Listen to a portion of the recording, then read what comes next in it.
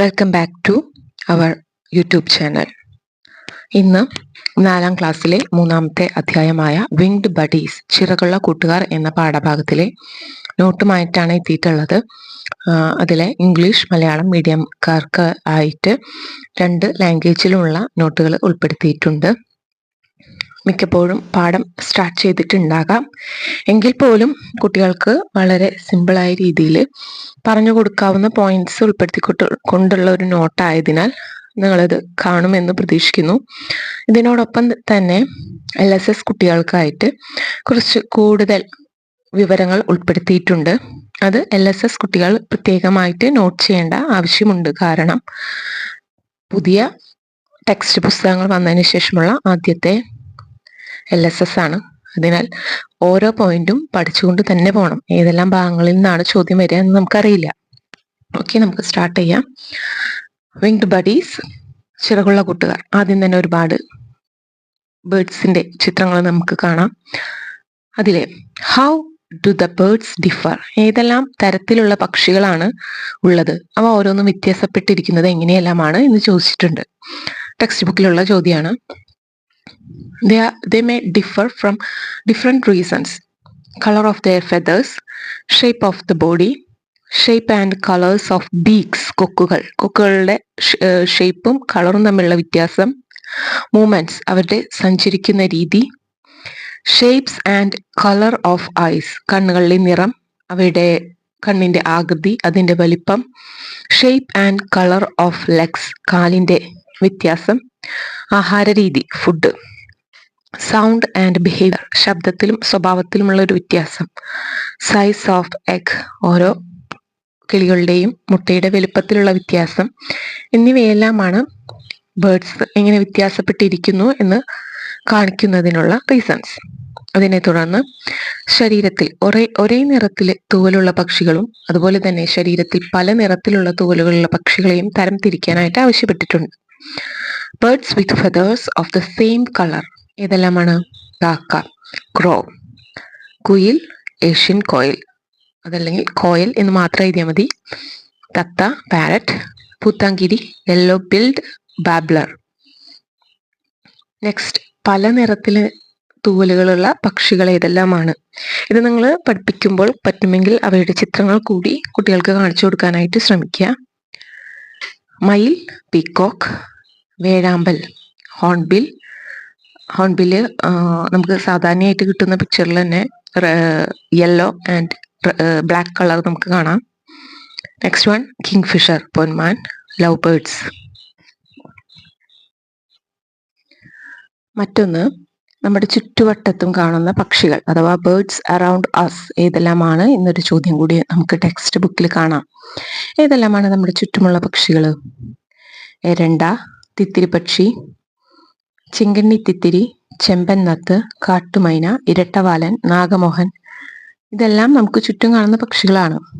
അതല്ല, നിങ്ങൾക്ക് കുറച്ചുകൂടി എളുപ്പമുള്ള പേരുകളാണ് വേണ്ടതെങ്കിൽ നമുക്ക് കാക്ക, മൈന, കുയിൽ, ചെമ്പോത്ത്, അതൊക്കെ എളുപ്പമാണ് നമുക്ക് ഇംഗ്ലീഷിൽ എഴുതാനാണെങ്കിൽ പോലും. ക്രോ, കോയൽ, ഹാപ്പി ബേർഡ്, മൈന എന്നുള്ള പേരുകൾ നമുക്ക് എഴുതാവുന്നതാണ്. നെക്സ്റ്റ് വൺ, ഒട്ടകപ്പക്ഷി, ഓസ്ട്രിച്ച്. ഇതിന്റെ പ്രത്യേകതയെ പറ്റിയിട്ടാണ്. കാരണം ഇതുമായി ബന്ധപ്പെട്ട ഒരുപാട് ചോദ്യങ്ങൾ LSSന് കണ്ടുവന്നിട്ടുണ്ട്, നമ്മുടെ ടെക്സ്റ്റ് ബുക്കിലും ഉണ്ട്. ഏറ്റവും വലിയ പക്ഷിയാണ് ഒട്ടകപ്പക്ഷി. Ostrich is the largest bird. ഏറ്റവും വലിയ മുട്ടയിടുന്ന പക്ഷിയും ഒട്ടകപ്പക്ഷി തന്നെയാണ്. ഇവയുടെ ഒരു മുട്ടയ്ക്ക് 1.5 കിലോഗ്രാം അതിലധികം ഭാരം ഉണ്ടായിരിക്കും. They lays the largest egg which weigh over 1.5 kg. ഇവയ്ക്ക് ഏകദേശം 2.8 മീറ്റർ വരെ ഉയരവും 150 കിലോഗ്രാം വരെ ഭാരവും ഉണ്ടായിരിക്കും. They can grow up to 2.8 meters tall and weigh up to 150 kg. ഇതിന്റെ ഏറ്റവും വലിയ പ്രത്യേകതയാണ് ഇവയ്ക്ക് പറക്കാൻ കഴിയില്ല എന്നുള്ളത്. They can't fly. കരയിലെ ജീവികളിൽ ഏറ്റവും വലിയ കണ്ണുകളുള്ള ജീവി ഒട്ടകപ്പക്ഷി തന്നെയാണ്. They have the largest eyes of any land animal. മണിക്കൂറിൽ 70 കിലോമീറ്റർ വേഗത്തിൽ ഇവയ്ക്ക് ഓടാനായിട്ട് സാധിക്കും. They can run at speeds over 70 km/h. ഇതെല്ലാം തന്നെ ഇമ്പോർട്ടൻ്റ് ആയിട്ടുള്ള പോയിന്റ്സ് ആണ്. ഒട്ടകപക്ഷി അഥവാ ഓസ്ട്രിച്ചിന്റെ ഏത് ഭാഗത്തിൽ നിന്നും എന്ത് പ്രത്യേകതകൾ വെച്ചും ചോദ്യങ്ങൾ ചോദിക്കാം. പ്രത്യേകിച്ച് അതിൻ്റെ എക്സ്, അതുപോലെ അതിന് പറക്കാൻ കഴിയില്ല എന്നുള്ളൊരു കഴിവ്, മറ്റൊന്ന് ഏറ്റവും വലിയ കണ്ണുകൾ, ഏറ്റവും വലിയ വലുപ്പമുള്ള പക്ഷി, ഇവയുടെ ഓടാനുള്ള സ്പീഡ്, ഇതെല്ലാം ഇമ്പോർട്ടൻ്റ് ആണ്. മറ്റൊന്ന് ഏറ്റവും വലുത് പറയുമ്പോൾ ഏറ്റവും ചെറുതും പറയണം. ഏറ്റവും ചെറുതാണ് ഹമ്മിങ് ബേർഡ്, തേൻകുരുവി എന്ന് പറയുന്നത്. ഇതിൽ ഏറ്റവും ചെറിയ ബേർഡ് ഏതാണ് എന്ന് നമുക്ക് ടെക്സ്റ്റ് ബുക്കിൽ ചോദിച്ചിട്ടുണ്ട്. അതിൽ ഹമ്മിങ് ബേർഡ് എന്നത് ചെറിയതാണ് എങ്കിൽ പോലും ബി ഹമ്മിങ് ബേർഡ് എന്നതാണ് ഏറ്റവും ചെറിയ ബേർഡ് എന്നതിന് ഉത്തരമായിട്ട് വരിക. B humming bird, BEE humming bird, അതായത് തേനീച്ച, തേൻകുരുവി. ഓക്കെ, ഇനി തേൻകുരുവിയുടെ പ്രത്യേകതകൾ നമ്മൾ നോക്കുകയാണെങ്കിൽ പിറകിലേക്ക് പറക്കാൻ കഴിയുന്ന ഒരേ ഒരു പക്ഷിയാണ് തേൻകുരുവി. ഇവയ്ക്ക് വളരെ വേഗത്തിൽ ചിറകുകളൊക്കെ ഇളക്കി വായുവിൽ ഒരേ സ്ഥലത്ത് നിൽക്കാൻ, ഒരുപാട് സമയം ഒരേ ഒരു പ്ലേസിൽ ഇങ്ങനെ നിൽക്കാനായിട്ട് ഇതിന് കഴിയും. മുന്നോട്ടും പിന്നോട്ടും വശങ്ങളിലേക്കൊക്കെ പറക്കാനുള്ള ഒരു കഴിവ് ഈ humming ബേർഡിനുണ്ട്. It is the only bird that can fly backward. They can stay in one place in the air by fluttering their wings very quickly. എത്ര പെട്ടെന്ന് അത് വിങ്സ് ഇളക്കാൻ പറ്റുന്നു എന്നുള്ളത് ഒരു പ്രത്യേകത തന്നെയാണ്. നിങ്ങൾ ഇത് വീഡിയോ കാണിച്ച് തന്നെ മനസ്സിലാക്കണം. And they can fly forward, backward and sideways. ലോകത്തിലെ ഏറ്റവും ചെറിയ പക്ഷിയാണ് തേൻകുരുവി. It is the smallest bird in the world. Next one, vulture.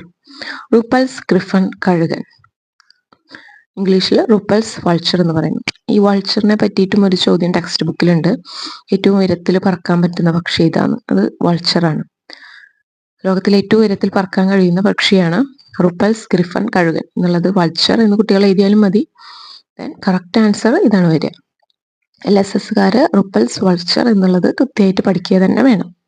The Ruppel's Griffon vulture is known as the highest flying bird in the world. ഇവ സാധാരണയായിട്ട് 37,000 അടി അഥവാ 11 kilometre വരെ ഉയരത്തിലാണ് പറക്കുക. They typically fly at the altitude of up to 37,000 feet അഥവാ 11 kilometre.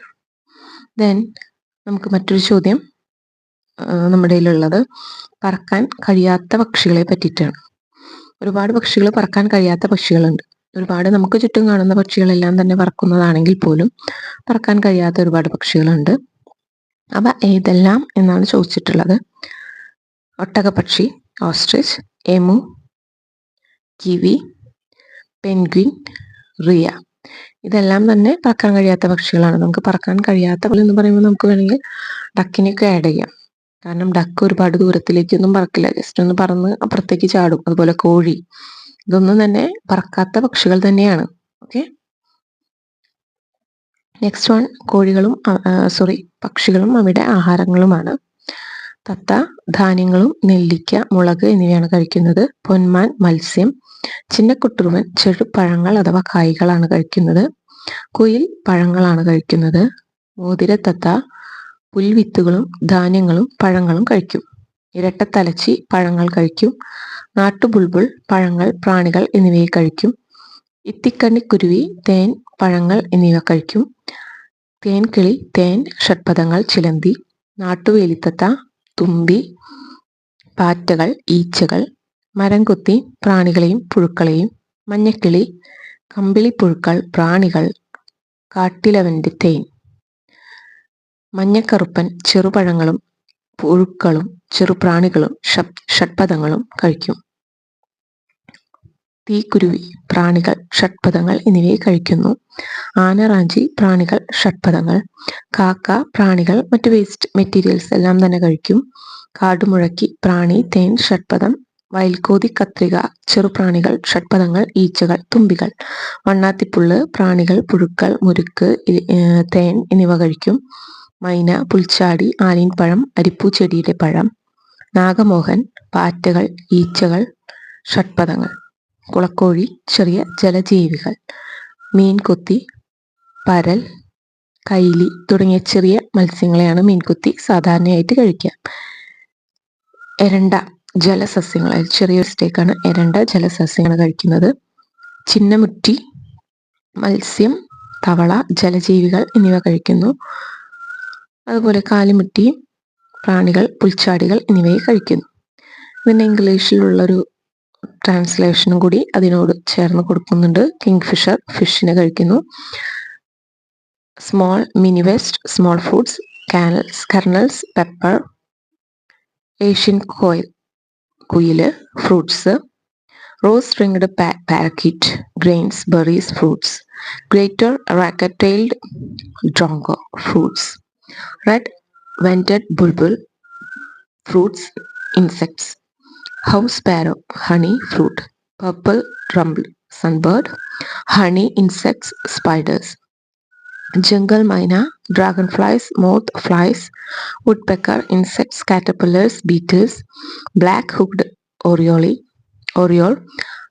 caterpillar, insect, beetle, forest honey. Golden oriole, small fruits, caterpillars, small insects, beetles. ഇതിനെ തുടർന്ന് ഇവയെ നമ്മൾ കാറ്റഗറൈസ് ചെയ്യുന്നുണ്ട്. പഴങ്ങൾ തിന്നുന്നവ ഏതെല്ലാമാണ്, തേൻ കുടിച്ച് വളരുന്ന അല്ലെങ്കിൽ തേൻ ഇഷ്ടപ്പെടുന്ന ബേർഡ്സ് ഏതെല്ലാമാണ്, ചെറുപ്രാണികളെ തിന്നുന്നവ ഏതെല്ലാമാണ് എന്നെല്ലാം. പഴങ്ങൾ തിന്നുന്നവ ചിന്നക്കുട്ടുറുവൻ, കുയിൽ, ബുൾബുൾ, ഇത്തിക്കണ്ണിക്കുരുവി, മഞ്ഞക്കറുപ്പൻ. ധാന്യങ്ങൾ ഭക്ഷണമാക്കുന്നവർ കോഴി, തത്ത, ലവ് ബേർഡ്സ് എന്നിവയാണ്. ഇരയെ റാഞ്ചി പിടിക്കുന്നവർ കഴുകൻ, പരുന്ത്, ആനറാഞ്ചി എന്നിവയാണ്. തേൻ നുകരുന്നവർ ഇത്തിക്കണ്ണിക്കുരുവി, തേൻകിളി മാടൻ, മഞ്ഞക്കിളി, കാടുമുഴക്കി, മണ്ണാത്തിപ്പുള്ള്. ചെറുപ്രാണികളെ ഭക്ഷിക്കുന്നവർ കാലിമുണ്ടി, മണ്ണാത്തിപ്പുള്ള്, വയൽക്കോതി കത്രിക, മണ്ണാത്തിപ്പുള്ള്, കാടുമുഴക്കി എന്നിവയാണ്. വെള്ളത്തിൽ ഇര തേടുന്നവരോ എരണ്ട, കൊക്ക്, പൊന്മാൻ, ചിന്നമുറ്റി, കുളക്കോഴി എന്നിവയാണ്. ഇത് തന്നെ നമുക്ക് ഇംഗ്ലീഷിലും കൊടുത്തിട്ടുണ്ട്. Fruit eating birds, honey eating birds, insect eating birds, grains eating birds, birds of pray, birds that hunt in water. Okay, ഇതിൻ്റെ നേരെ ട്രാൻസ്ലേഷൻ തന്നെയാണ്. നമുക്ക് വായിച്ചാൽ മനസ്സിലാവുന്നതേ ഉള്ളൂ. ഇനി നമുക്ക് അഡാപ്റ്റേഷൻസ് പഠിച്ചിട്ടുണ്ടല്ലോ. നമ്മൾ ബേർഡ്സിൻ്റെ അഡാപ്റ്റേഷൻസ് ആണ് നമ്മൾ കാണുന്നത്. ആഹാര സമ്പാദനത്തിനായിട്ട് പക്ഷികളിലെ ഏതെല്ലാം തരത്തിലുള്ള അനുകൂലനങ്ങളാണ് ഉള്ളത്. ഫസ്റ്റ് വൺ കൊക്കുകളാണ്. വിവിധ ഭക്ഷണങ്ങൾ കഴിക്കുന്നതിനനുസരിച്ച് പക്ഷികളിലെ കൊക്കുകൾക്ക് വലിയ മാറ്റങ്ങളുണ്ട്. ഇവയുടെ കൊക്കുകൾ കാലാകാലങ്ങളായി വന്ന മാറ്റങ്ങളിലൂടെയാണ്, അവരുടെ ഭക്ഷണ രീതികളിലൂടെയാണ് ഇത്തരത്തിലുള്ള ഓരോ രൂപങ്ങൾ പ്രാപിച്ചിട്ടുള്ളത്. നമുക്ക് കാണാം. ആദ്യത്തേത് ഇരവടിയൻ പക്ഷികൾ. അത് കഴുകൻ, പരുന്ത്, മൂങ്ങ. ഇവയുടെ പ്രത്യേകത, ഇവയുടെ കൊക്കിന്റെ പ്രത്യേകത എന്ന് പറയുന്നത് ഇരകളെ കീറി മുറിക്കാനായിട്ട് സഹായിക്കുന്ന മൂർച്ചയുള്ള വളഞ്ഞ കൊക്കുകളാണ്.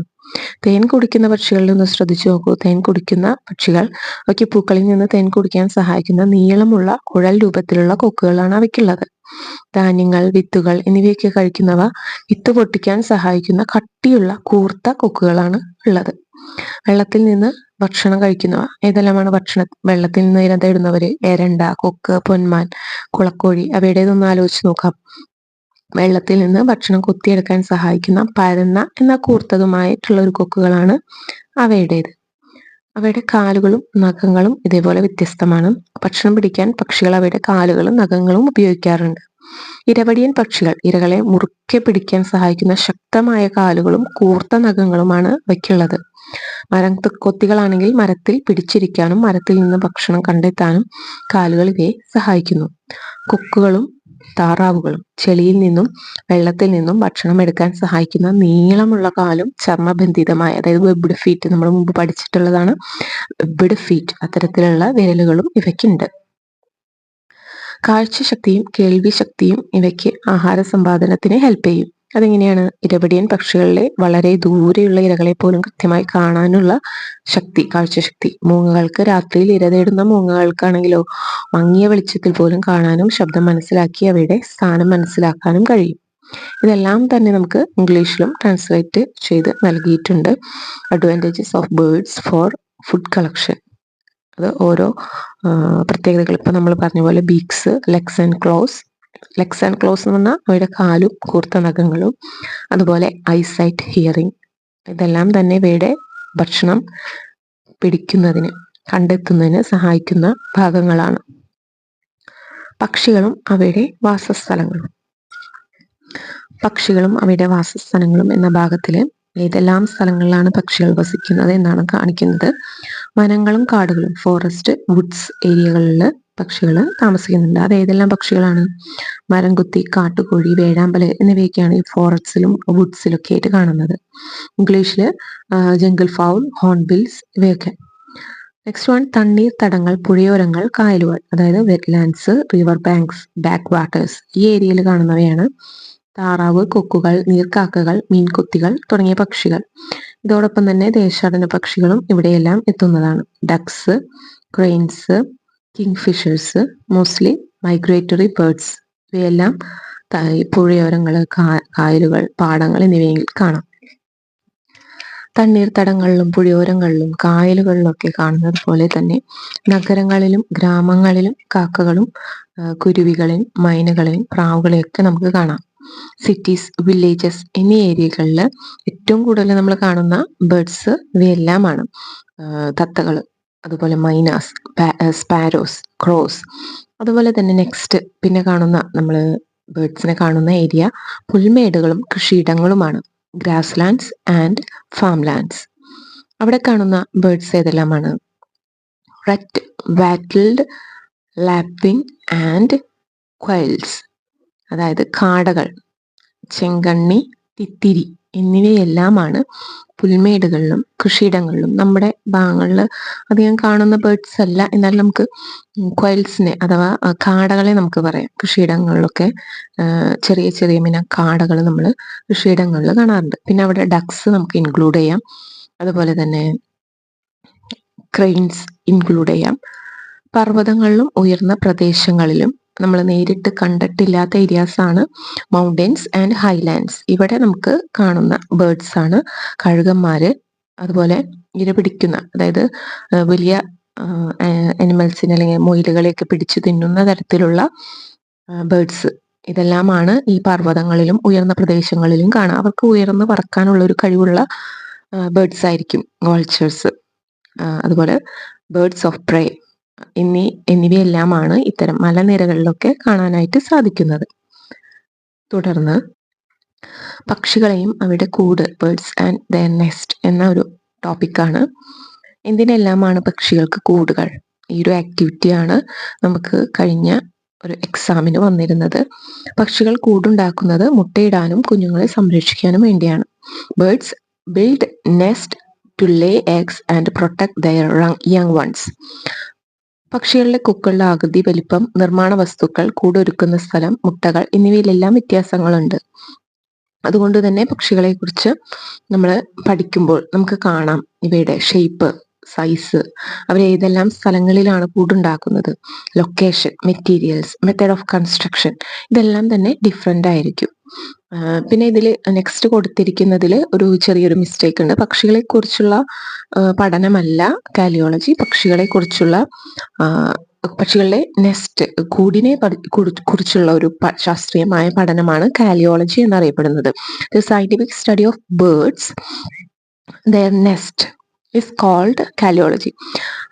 The scientific study of birds nest is called കാലിയോളജി. ശാസ്ത്രീയ പഠനമാണ്, പക്ഷെ പക്ഷികളുടെ കൂടിനെ പറ്റിയിട്ടുള്ളതാണ്. പക്ഷികളെ പറ്റിയിട്ടുള്ളത് ഓർണിത്തോളജിയാണ്, പക്ഷിശാസ്ത്രം. പക്ഷികളെ കുറിച്ചുള്ള പഠനത്തിനെ നമ്മൾ ഓർണിത്തോളജി എന്നാണ് പറയുന്നത്. അതുപോലെ പക്ഷികളിലെ മുട്ടകൾ ഇവ വ്യത്യസ്തമാണ്. അത് കുട്ടികൾക്ക് കാണിച്ച് കൊടുക്കാവുന്ന ഒരു പിക്ചറാണ്. എങ്ങനെയെല്ലാമാണ് പക്ഷികളുടെ മുട്ടകൾ വ്യത്യാസപ്പെട്ടിരിക്കുന്നത്? അവിടെ ആകൃതി, വലിപ്പം, നിറം, മുട്ടയിടുന്ന സ്ഥലം, ഇത്തരം 4 പോയിന്റ്സ് ആണ് നമ്മൾ ഓർത്തിരിക്കേണ്ടത്. Shape, size, colour, laying place, അതായത് മുട്ടയിടുന്ന ആ ഒരു പ്ലേസ്, ഇതെല്ലാം തന്നെ വ്യത്യസ്തമാണ്. മറ്റൊന്ന് നമ്മൾ പറഞ്ഞു, പാഠഭാഗങ്ങളിൽ പാടത്തൊക്കെ കാണുന്ന ഒരു ഏറ്റവും മേജറായിട്ട് കണ്ടുവരുന്ന ഒന്നാണ് ദേശാടന പക്ഷികൾ. ദേശാടന പക്ഷികൾ പ്രതികൂല കാലാവസ്ഥയിൽ നിന്നുള്ള രക്ഷയ്ക്കും ഭക്ഷണത്തിനും അതുപോലെ പ്രജനനത്തിനും വേണ്ടിയിട്ടാണ് ഇവ ഒരു പ്രദേശത്തു നിന്നും മറ്റൊരു പ്രദേശത്തേക്ക് കൂട്ടത്തോടെ പറക്കുന്നത്. അങ്ങനെ മറ്റൊരു പ്രദേശത്തെത്തി അവിടെ കുറച്ചു നാൾ ജീവിച്ച് കാലാവസ്ഥ അനുകൂലമാകുമ്പോൾ അവ തിരിച്ച് അവരുടെ സ്വന്തം പ്രദേശങ്ങളിലേക്ക് യാത്ര ചെയ്യും. ഇത്തരം പക്ഷികളെയാണ് നമ്മൾ ദേശാടന പക്ഷികൾ എന്ന് പറയുന്നത്. ഇവയെ ഇംഗ്ലീഷിൽ മൈഗ്രേറ്ററി ബേർഡ്സ് എന്നാണ് പറയുന്നത്. For the protection from unfavourable weather, food and breeding, certain species of birds travel in flocks. Flocks എന്താ? കൂട്ടമായിട്ട് ബേർഡ്സ് സഞ്ചരിക്കുന്നതിനെയാണ് ഫ്ലോക്സ് എന്ന് പറയുന്നത്. Flocks from one place to another. When the weather becomes favorable, they travel back. These types of birds are called migratory birds. An example സൈറ്റിൽ കൊടുത്തിട്ടുണ്ട്. മഞ്ഞക്കിളി, golden oriole, മഞ്ഞക്കറുപ്പൻ, കാവി, Indian പിറ്റ, തെറ്റിക്കൊക്കൻ, വലിയ വേലിത്തത്ത, നീർക്കാട, നീലച്ചെമ്പൻ. ഇതൊക്കെ ഇവയ്ക്ക് എക്സാമ്പിൾ ആയിട്ട് പറയുന്നതാണ്. ഇനി എന്തെല്ലാമാണ് പക്ഷികളെ കുറിച്ച് അതുകൊണ്ടുള്ള നമുക്കുള്ള ഉപയോഗങ്ങൾ എന്തെല്ലാമാണ്? ഇമ്പോർട്ടൻ്റ് ആണ്. ക്വസ്റ്റ്യൻസ് വരാനായിട്ട് ഏറ്റവും ആപ്റ്റ് ആയിട്ടുള്ള ഒരു ചോദ്യം തന്നെയാണ്. Benefits of birds. First one, വിത്ത് വിതരണം, സീഡ് ഡിസ്പേഴ്സൽ. സെക്കൻഡ് വൺ, സസ്യങ്ങളുടെ പരാഗണം, പോളിനേഷൻ. കീടങ്ങളെ നിയന്ത്രിക്കുക, പെസ്റ്റ് കൺട്രോൾ. ലാസ്റ്റ് വൺ, മലിനീകരണ നിയന്ത്രണം, പൊല്യൂഷൻ കൺട്രോൾ. അത് നമുക്ക് കാക്കേനെ അറിയാം. കീടങ്ങളെ കുത്തി തിന്നുക, അതുപോലെ സസ്യങ്ങൾ അത് പരാഗണം ചെയ്യാനായിട്ട്, വിത്തുകൾ വിതരണം ചെയ്യാൻ, അവ തിന്നുന്ന സീഡ്സ് ഒക്കെ പുറത്തു വന്നു കഴിഞ്ഞാൽ അത് അവിടെ കിടന്ന് ഒരുപാട് വലിയ മരങ്ങളായിട്ട്, നമ്മുടെ കാടുകളൊക്കെ ഉണ്ടായത് ഇങ്ങനെ തന്നെയാണ്. അപ്പൊ പക്ഷികളെ കൊണ്ട് നമുക്ക് 4 ഇമ്പോർട്ടൻ്റ് ആയിട്ടുള്ള പ്രയോജനങ്ങൾ നമുക്ക് പഠിക്കേണ്ടത് അത്ര നിർബന്ധമാണ്. മറ്റൊന്ന്, ഒരുപാട് പക്ഷികൾ അവയുടെ വംശനാശം സംഭവിച്ചുകൊണ്ടിരിക്കുന്നുണ്ട്. അതിൻ്റെ കാരണം എന്തായിരിക്കാം എന്നുള്ളൊരു ചോദ്യമാണ്. എക്സാമ്പിളായിട്ട് മലമുഴക്കി വേഴാമ്പൽ, അങ്ങാടിക്കുരുവി തുടങ്ങിയ പക്ഷികളുടെ എണ്ണത്തിൽ ഇപ്പോൾ വളരെയധികം കുറവുണ്ട്.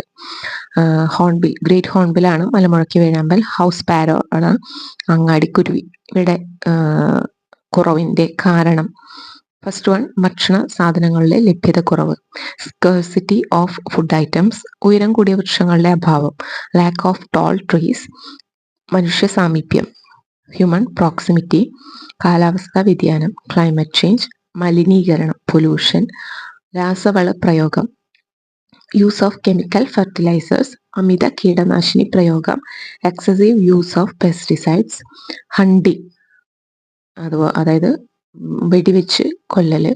ലാസ്റ്റ് വൺ, വനനശീകരണം അഥവാ ഡിഫോറസ്റ്റേഷൻ. ഇതെല്ലാമാണ് ഇവയുടെ. ഇതെന്ന് മാത്രമല്ല, ഒരുപാട് ബേർഡ്സിന് ഇതെല്ലാം ദോഷകരമായിട്ട് വരുന്നുണ്ട്. മലമുഴക്കി വേഴാമ്പലൊക്കെ ഒരുപാട് ഉയരങ്ങളിൽ വൃക്ഷങ്ങളിൽ ജീവിക്കുന്നവയാണ്. അപ്പോൾ അതിന് ഉയരത്തിലുള്ള വൃക്ഷങ്ങളുടെ അഭാവം വരുമ്പോൾ അവയ്ക്ക് ആപ്റ്റായിട്ടുള്ള സാഹചര്യം ജീവിക്കാനില്ല എന്നുള്ളതാണ് ഇതിൻ്റെ കാരണം. നമ്മൾ പക്ഷികളെ പറ്റിയിട്ട് പഠിക്കുമ്പോൾ ഏറ്റവും ഇമ്പോർട്ടൻ്റ് ആയിട്ട് പഠിക്കേണ്ട മറ്റൊരു വ്യക്തിയാണ് doctor Saleem Ali.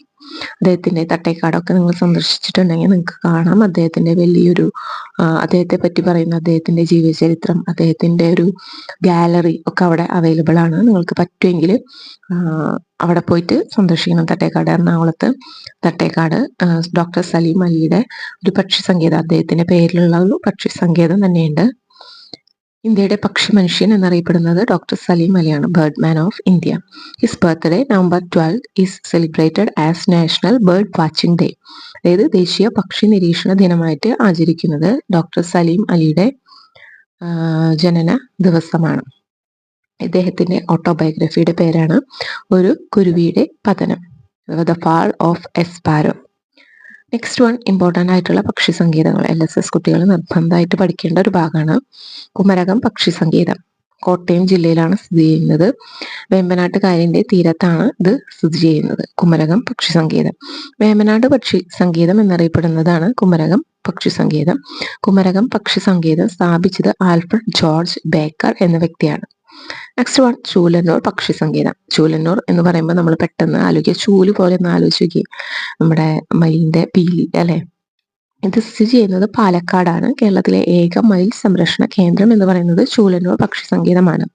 KK Neelakantan memorial മയിൽ സംരക്ഷണ കേന്ദ്രം എന്നുകൂടി ചൂലന്നൂർ പക്ഷി സങ്കേതം അറിയപ്പെടുന്നുണ്ട്. നെക്സ്റ്റ് വൺ, മംഗളവനം പക്ഷി സങ്കേതം. മംഗളവനം പക്ഷി സങ്കേതം നിലവിൽ വരുന്നത് 2004 ഇത് എറണാകുളം ജില്ലയിലാണുള്ളത്. കേരളത്തിലെ ഏറ്റവും ചെറിയ പക്ഷി സങ്കേതമാണ് മംഗളവനം. കൊച്ചിയുടെ ശ്വാസകോശം എന്നറിയപ്പെടുന്ന പക്ഷി സങ്കേതം മംഗളവനമാണ്. ചിലന്തികളും വവ്വാലുകളും നിറഞ്ഞ ഒരു ഏരിയയാണ് ഇവിടെ ഉള്ളത്, ചെറിയൊരു ഏരിയയാണ്. നെക്സ്റ്റ് വൺ, കടലുണ്ടി പക്ഷി സങ്കേതം. കേരളത്തിലെ മലപ്പുറം ജില്ലയിലെ വള്ളിക്കുന്ന് പഞ്ചായത്തിലാണ് ഇത് ഈ ഒരു കടലുണ്ടി പക്ഷി സങ്കേതം സ്ഥിതി ചെയ്യുന്നത്. ഈ പക്ഷി സങ്കേതം കടലുണ്ടി പുഴ അറബിക്കടലിൽ ലയിക്കുന്ന ഭാഗത്ത് ചെറിയ തുരുത്തുകളായിട്ടാണ്. ആ ഓരോ തുരുത്തിലും ഒരുപാട് ബേർഡ്സ്, അത് ഇവിടെ ഏറ്റവും കൂടുതലുള്ളത് ഈ ദേശാടന പക്ഷികളാണ്. ഒരു കൂട്ടം കൂടി വന്ന് ഇരിക്കുന്നതാണ്. നല്ലൊരു കാണാൻ തന്നെ നല്ല ഭംഗിയുള്ള ഒരു സ്ഥലമാണ് ഇത്. സ്ഥലം മലപ്പുറമാണ് കേട്ടോ. Next one Pakshipathalam. പക്ഷിപാതാളം എന്ന് പറയുന്നത് വയനാട് ബ്രഹ്മഗിരി കുന്നിലുള്ള ഒന്നാണ്. ഇവിടെ ഏറ്റവും ഇമ്പോർട്ടൻ്റ് ആയിട്ടുള്ളത് ചിത്രകൂടൻ എന്ന് പറയുന്ന ഒരു പക്ഷി. ആ ഒരു പക്ഷീനെയാണ് ഇവിടെ പക്ഷിപാതാളത്തിൽ ഏറ്റവും കൂടുതലായിട്ട് കാണപ്പെടുന്ന ഒരു പക്ഷി. തട്ടേക്കാട് പക്ഷി സങ്കേതം നമ്മൾ ഓൾറെഡി പറഞ്ഞതാണ്. കേരളത്തിലെ ഏറ്റവും വലുതും ആദ്യത്തേതുമായ പക്ഷി സങ്കേതമാണ് ഈ തട്ടേക്കാട് പക്ഷി സങ്കേതം. 1983 നിലവിൽ വന്നിട്ടുണ്ട്. 1983.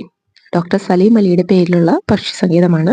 എറണാകുളം ജില്ലയിലാണ് ഇത് സ്ഥിതി ചെയ്യുന്നത്. ഈ ഒരു പക്ഷി സങ്കേതത്തിൽ നമുക്ക് ഒരുപാട് അവർക്ക് അവിടെ അവരെ ഒരു ഇലക്ട്രിക് വണ്ടിയിൽ നമ്മളങ്ങനെ കൊണ്ടുപോകും. അതിൻ്റെ ഉള്ളിലൊക്കെ അങ്ങനെ കൊണ്ടുപോകുമ്പോൾ ഒരു സ്ഥലത്ത് നിർത്തി നമുക്ക് നടന്നു പോകാറൊക്കെ ഉള്ള ഒരു സ്ഥലമുണ്ട്. അവിടെ നിന്ന് കഴിഞ്ഞാൽ നമുക്ക് പെരിയാർ നദി കാണാം. പെരിയാർ നദിയുടെ ഇടയിലൂടെയാണ് ഈ ഒരു തട്ടേക്കാട് പക്ഷി സങ്കേതം കടന്നു പോകുന്നത്. ഇതിനെ ഇംഗ്ലീഷിലുള്ളൊരു ഒരു വിവരണം കൂടി ഇതിൽ നൽകിയിട്ടുണ്ട്. ഇംഗ്ലീഷ് LSS ഇംഗ്ലീഷ് പഠിക്കുന്നവരുണ്ടെങ്കിൽ ആ ഒരു വേർഡ്സ് അതുപോലെ സ്പെല്ലിങ്സ് ഒക്കെ ഒന്ന് നോക്കി വെക്കുക. അതുപോലെ ഇതിൽ പ്രത്യേകമായിട്ട് പറയുന്നത് പക്ഷിപാതാളം എന്ന് പറയുന്ന സ്ഥലത്തെ ഒരു ബേർഡ് നമ്മൾ പറയുന്നുണ്ടല്ലോ, മലയാളത്തിൽ നമ്മൾ ചിത്രകൂടൻ എന്ന് പറയുന്നുണ്ടല്ലോ, ആ ഒരു ബേർഡ് അതിൻ്റെ ഇംഗ്ലീഷ് വേർഡാണ് ഇന്ത്യൻ സ്വിഫ്റ്റ്ലെറ്റ്. ഇന്ത്യൻ സ്വിഫ്റ്റ്ലെറ്റ്. അതൊന്ന് പ്രത്യേകം പഠിച്ചു വെക്കുക. അതുപോലെ നമ്മൾ ഇതിൽ പറഞ്ഞിട്ടുണ്ട് ഓർണിത്തോളജി എന്ന് പറയുന്നത് സയന്റിഫിക് സ്റ്റഡി ഓഫ് ബേർഡ്സ്. അതുപോലെ തന്നെ ബേർഡ്സിനെ പറ്റിയുള്ള പഠനം ഓർണിത്തോളജിയും ബേർഡ്സിൻ്റെ നെസ്റ്റ് അതിനെ പറ്റിയിട്ടുള്ള പഠനമാണ് നമ്മൾ ഓൾറെഡി പറഞ്ഞു. തെറ്റരുതെന്ന് പറഞ്ഞു. കാരണം അതിൽ എഴുതിയത് ഒരു ചെറിയതായിട്ടൊരു മിസ്റ്റേക്ക് പോലെ വന്നതുകൊണ്ടാണ്. കാലിയോളജി എന്ന് പറയുന്നതാണ് ബേർഡ്സിൻ്റെ നെസ്റ്റിനെ പറ്റിയിട്ടുള്ളൊരു പഠനം.